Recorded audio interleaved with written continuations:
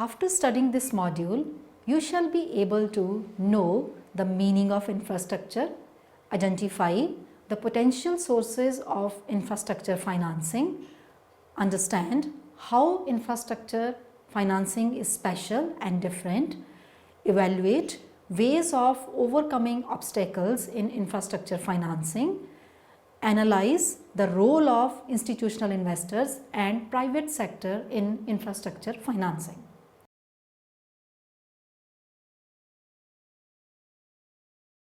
Infrastructure is very important for every economy of the world, whether it is a developing or the developed. The availability of well-developed and maintained infrastructure facilities accelerates the pace of industrial growth. The developed countries in the world already have well-developed infrastructure, still its operation and maintenance are required.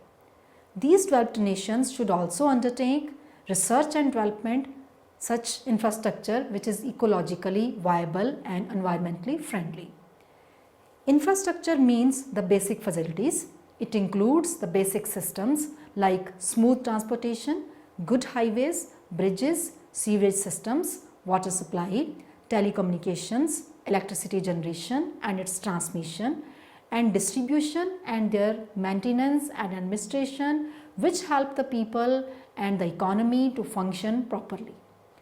All these interrelated systems help in raising the living standards and provide better living conditions for its people. According to McKinsey Global Institute, the whole world still needs a lot of new infrastructure.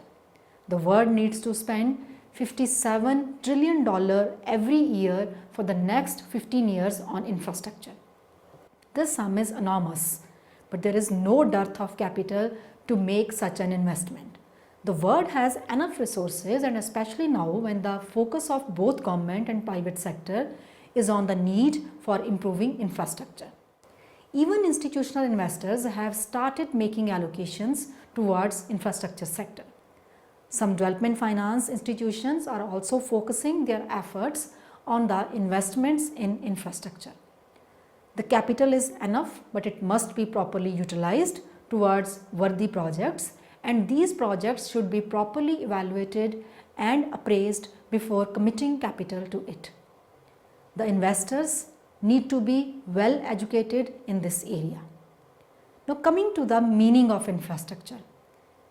Initial definition is, according to the online etymology dictionary, the word infrastructure has been used in English since at least 1887 and in French since at least 1875, originally meaning the installations that form the basis for any operation or system. The word came from the word subgrade, where it means the material underneath a constructed pavement. Traditional definition: infrastructure is a combination of two words, infra, which means below, and the second word is structure. Then there is comprehensive definition. A publication, America in Ruins, initiated a public policy discussion on the infrastructure crisis, and this discussion came to a halt when the precise definition of the infrastructure was missing. It was therefore decided to first determine the definition of infrastructure. Then came the meaning of the word, which says that infrastructure means highways, streets, roads, bridges, airports and airways, water supply, water treatment systems, water management system, treatment and disposal of waste, power generation, transmission and distribution, etc. And once these are built, they also need to be well operated and managed. The economics based definition. In Keynesian economics, the word infrastructure was exclusively used to describe public assets that facilitate production, but not the private assets of the same purpose. In post-Keynesian times, however, the word has grown in popularity. In India also, the Companies Act 2013 has defined the meaning of the word infrastructure on similar lines and is separately mentioned in Schedule 6. Then there is conclusive definition. Therefore, we may conclude that infrastructure means that the basic facilities which runs a country and helps its economy to boom. It is the basic systems like transportation, good highways, etc., and their maintenance and administration which help the people and the economy to function properly. All these interrelated systems help in raising the living standards and providing better living conditions for its people. Now coming to the infrastructure finance. The financing of infrastructure is different, special and of course difficult. The infrastructure projects are generally financed as project finance, which means the investors will be paid out of the cash flows generated from the project itself rather than the sponsor's existing assets and existing balance sheet and reputation. In a manner, it is a type of non-resource financing. Therefore, a special purpose entity is made for each infrastructure project. By creating a special purpose entity, the other assets of the project sponsors are shielded and protected just in case this project fails. Now let us discuss about the need for infrastructure finance. Infrastructure projects are highly capital intensive and require large investments. The operational costs are not very high in infrastructure projects, but initial costs are very high. They take very long to complete and the gestation period for such projects is very long. Even in comparison to large manufacturing projects, the amount required in infrastructure financing is far above. As it has already been stated that according to the McKinsey Global Institute, the whole world needs to spend $57 trillion every year for the next 15 years on infrastructure. And this being a huge investment, therefore finance needs to be arranged to be able to make such kind of investment. Coming to the sources for infrastructure finance. At present, the majority, the funding of infrastructure is financed by banks, but banks generally have short-term liabilities and they cannot match the long-term requirements of infrastructure finance. The funding for infrastructure companies has to come from a wide variety of financing sources. The following are some of the options. Number one, issuing bonds for large institutional investors such as pension funds is a good way to tap the resources required for financing the infrastructure. World Bank and foreign sources should be approached. Development banks and export credit agencies will have a crucial role to play in financing for infrastructure investments in both developing and the developed countries. Number two, international capital markets should also be explored to find the resources, and then efforts should be made to make the infrastructure projects efficiently managed and profitable so that more people get interested in putting their money in infrastructure projects and find it lucrative. Number three, in India, earlier infrastructure financing was mainly financed by the government, while private sector played a very minuscule role in providing infrastructure funding. The government made allocations towards infrastructure development in its annual budgets, and some part of it also came through internally generated profits of the public sector infrastructure companies. But now even private sector has also started playing significant role in financing infrastructure. They have contributed in developing ports, airports and power generation. The private investment now contributes more than 22% of the infrastructure investment. But despite all this, India is way behind many developing countries of the world. Even the government of India now understands that it cannot alone provide the entire financing for infrastructure and cannot fulfill the entire work itself. It will definitely need the support of private investments. In the process of encouraging investment in the infrastructure segment, the government has established such regulatory framework so that people are induced to make private investment in this sector. For example, the Income Tax 1961 provided extra incentives for investment in the bonds of infrastructure companies under section 80 CCF. Number 4. Majority of the infrastructure projects are also financed by financial institutions. It is even possible that the government may build up infrastructure and is operated by the private sector or the public-private partnerships. There are so many such schemes like BOLT, that is Build, Operate, Lease and Transfer, and BOT, that is Build, Operate, Transfer, which facilitates the purpose. Number 5. However, the sources of funding vary across different sectors. Sometimes the funding is by government, sometimes it is by the private sector, and sometimes by Overseas Development Aid, that is ODA. The World Bank and export credit agencies play an important role in financing infrastructure projects. In developing countries, the government is generally under deficit. Therefore, the role of private sector will also continue to gain importance. Number 6. There may even be a rise in specialist funds as pension funds, and other sovereign funds may take up direct stakes in financing infrastructure projects. In developed countries, more investment will be needed for maintenance and operation of infrastructure projects, and a few new projects may also be undertaken, but those can be taken up under public-private partnership. The ultimate key to successfully raising the funds for investment in infrastructure will lie in optimum balance between public and private money. Number 7. Infrastructure projects are highly capital intensive and require large investments. The operational costs are not very high in infrastructure projects, but initial costs are very high. They take very long to complete, and the gestation period for such projects is also very long, even in comparison to large manufacturing projects. Most of the infrastructure projects are characterized by non-resource financing. Lenders are paid out of revenues generated by the project. There are different phases in the infrastructure projects, and each phase exhibits a different set of problems, and they must be addressed by governments, banks and capital markets. Therefore, each phase requires a different set of financing and finance mix that covers various risk-return profiles. For example, the initial phase is considered highly risky. The project has to come out from so many uncertainties, complexities and intricacies in the initial phase. Besides, the initial phase is also the planning phase, and some things may not get as per the plan.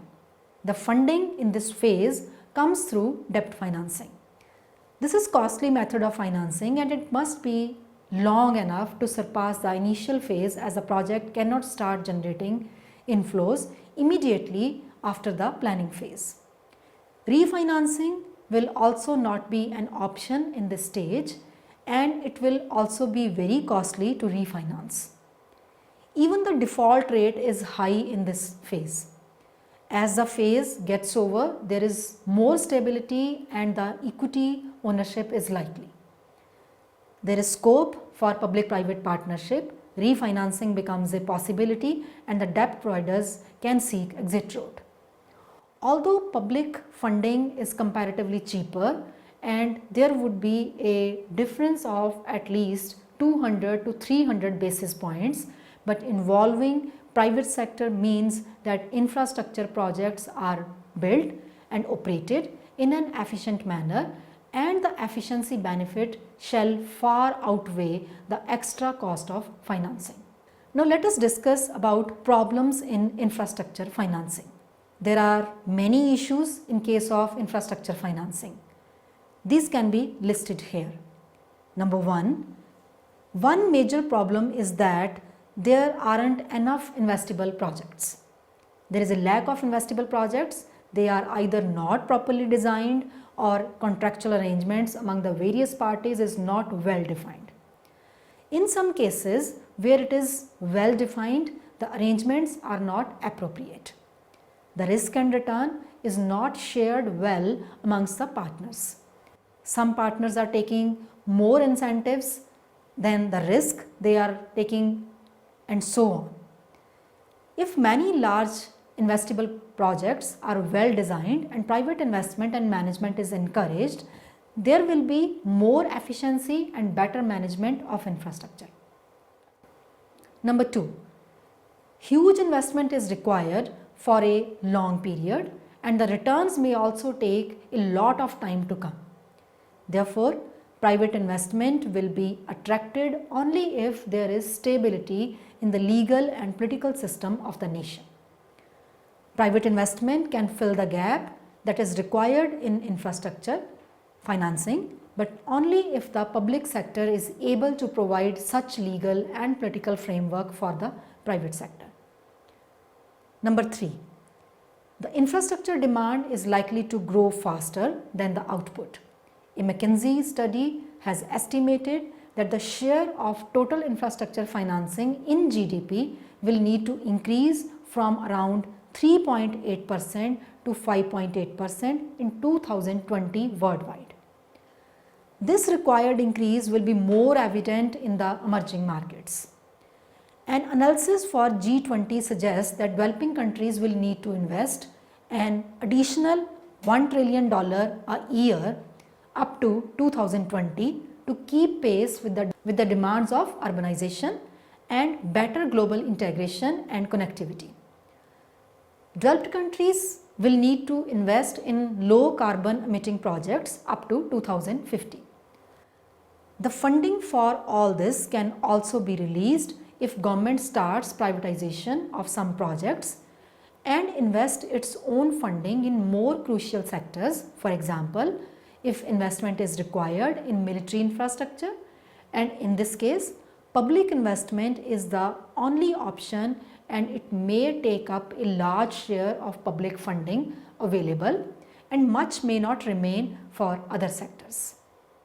Number 4. If we look at infrastructure projects, they have features like high risks, less liquidity and very long period before the cash flows start flowing in, even when the risk reduces over the entire life cycle of the project. Yet it is higher in comparison to other investment projects. There is greater difficulty in procuring finance for infrastructure projects because it has to be long term. The funding for these loans is generally for periods exceeding 10 years.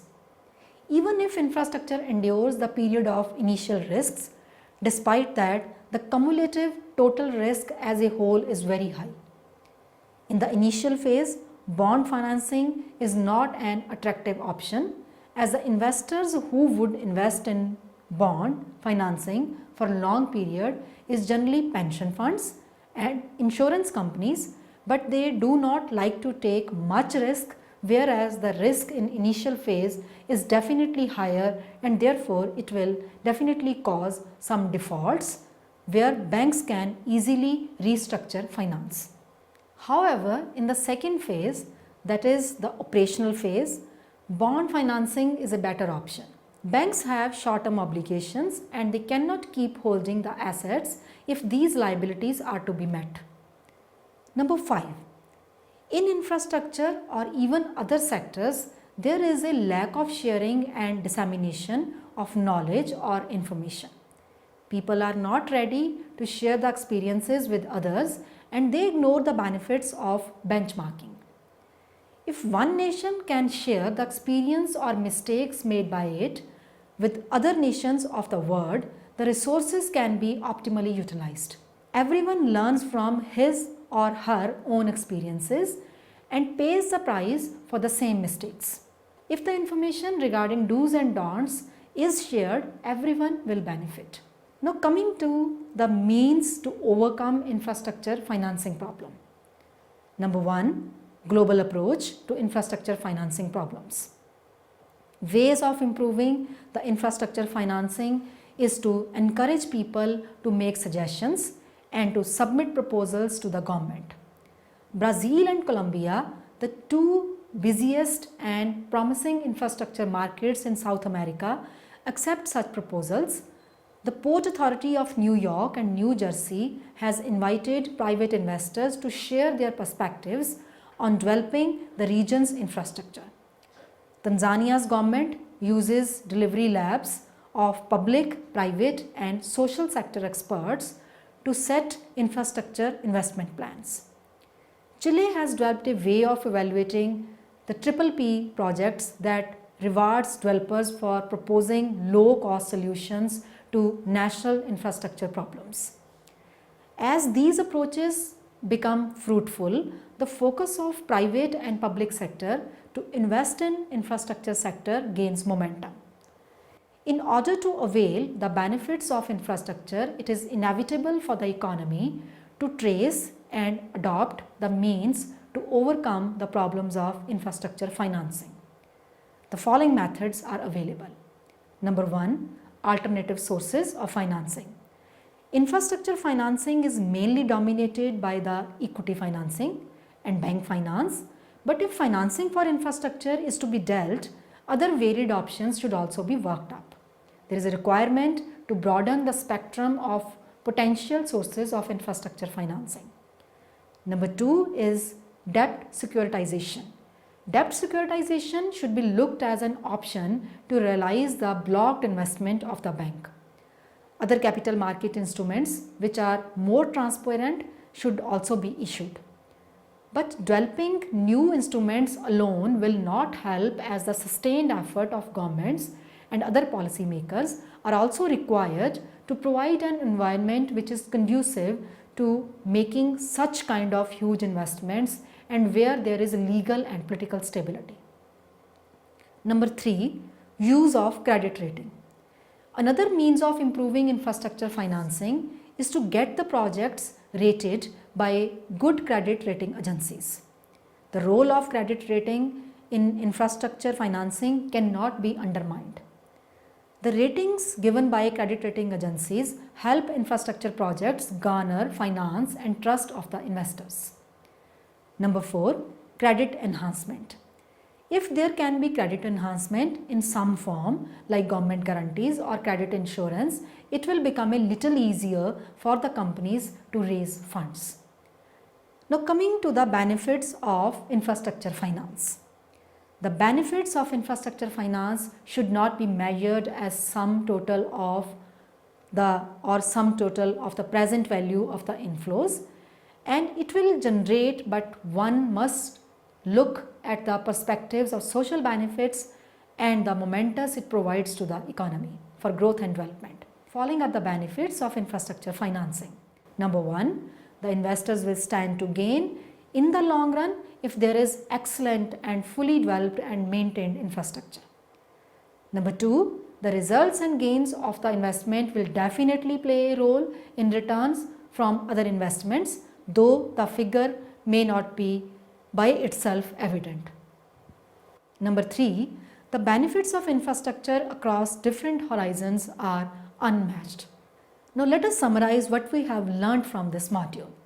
Infrastructure means the basic structure on which the whole economy and its people are dependent. It includes transportation, good highways, bridges, sewerage system, water supply, telecommunications, electricity generation and its transmission and distribution, and their maintenance and administration, which help the people and the economy to function properly. The infrastructure financing is unique and different for various reasons like huge investments, high risks and long gestation periods before any cash or returns starts coming.